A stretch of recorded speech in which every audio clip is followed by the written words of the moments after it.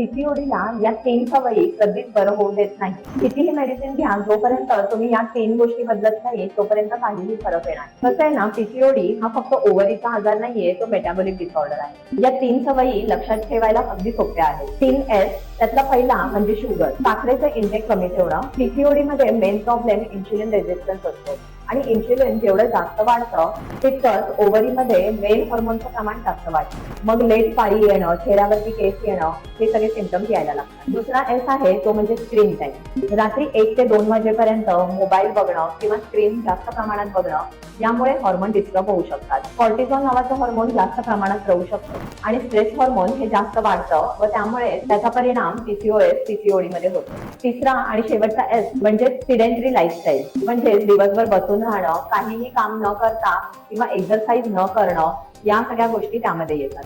म्हणूनच रोज फक्त 30 मिनिटं चाला, व्यायाम करा, प्राणायाम करा. इन्शुलिन आपलं काम आपोआपच नीट करायला लागेल. अशाच पीसीओएस किंवा पीएमओएस रिलेटेड जर तुम्हाला टिप्स हव्या असतील तर नक्की आमच्या पेजला फॉलो करा.